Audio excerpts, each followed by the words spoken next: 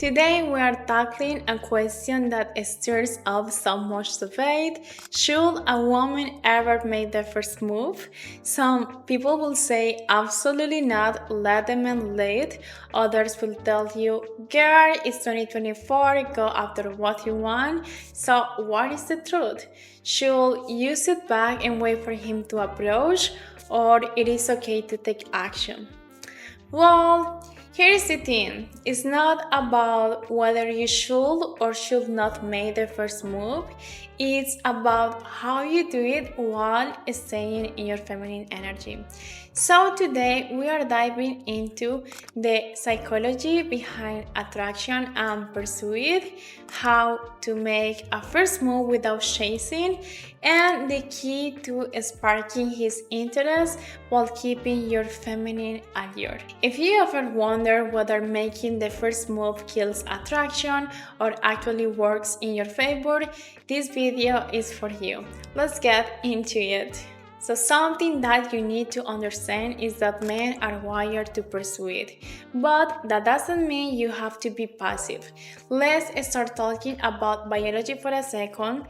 Men are naturally wired to pursue it. It's in their DNA. The thrill of the chase triggers their dopamine, the same chemical that fuels motivation and excitement.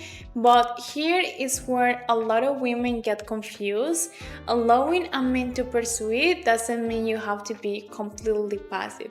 It means you know how to spark his interest without taking on the role of the chaser. So, if making the first move means chasing him, constantly initiating, and proving your worth, that is a completely no. But if making the first move means creating an opening for him to pursue you, that's a completely different energy. So now you can ask me how to make the first move without losing your feminine energy. Well, if you want to let a man take the lead, but you are also open to initiating, here is the secret. You don't make the first move in an obvious aggressive way.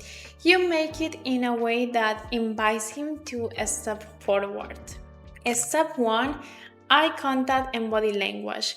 Before you even say a word, you can communicate everything through your presence. Hold eye contact for just a second longer than usual. Give a subtle smile, one that says, "Hey, I see you," and shift your energy from guarded to receptive. Lean in slightly when he talks, soften your shoulders, and be present. Most men won't approach if they think you are closed off, but the moment he feels an opening, he will step in. The second one is drop a hint, not a declaration. Making the first move doesn't have to mean walking up to a guy and saying, "Hey, I like you." You can use a simple playful comment like, "Hey, you have a great vibe," or a light question that invites a conversation, like, "How you seem like you know a lot about this specific topic and try to talk about it," or even just a compliment that feels natural, like, "Hey, that jacket looks great on you." This is not about pursuing him, it's about giving him something to work with so that he can take the next step. The next step is let him take the lead from there. Once you've opened the door, let him walk through it. If he's interested, he will continue the conversation. If he's not, you will know without wasting energy chasing. Making the first move should feel effortless, not forced. If you have to keep pushing the conversation forward, it's a sign that he's not that interested, and that is okay. Your energy is too valuable to spend on a man who is not stepping up. Now, when should you not make the first move? There are times when initiating is not a good idea because the wrong energy behind it can completely throw off attraction. For example, if you are doing it out of fear of missing your chance, a man who is genuinely interested in you will find a way to pursue it. If you feel anxious like, "Oh, what if he never notices me?" pause. If he is not noticing you, he is not your guy. Another example is if you feel like you have to prove yourself to him. The moment you are thinking, oh, if I just say the right thing, he will like me, you are already forcing the connection. Feminine energy doesn't convince, it attracts. And another example is if he's already showing signs of being passive or lazy. If you are the one always initiating, making plans, and keeping things moving, you are stepping into the masculine role, and that's when you will start feeling like his leader instead of his muse. And trust me, that dynamic gets exhausting.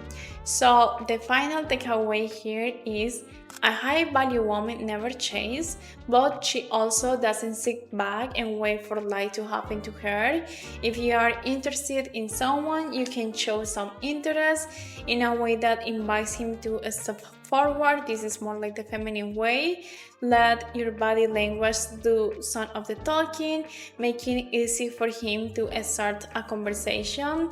Give just enough energy to create curiosity, then pull back and let him take the lead. That's what creates that irresistible push and pull dynamic, because the truth is the most magnetic women don't chase men. They make men want to chase them. So, should women ever make the first move? The answer yes, but in the right way. If making the first move means creating an opportunity for him to pursue you, do it. But if making the first move means chasing a man who is not stepping up, don't.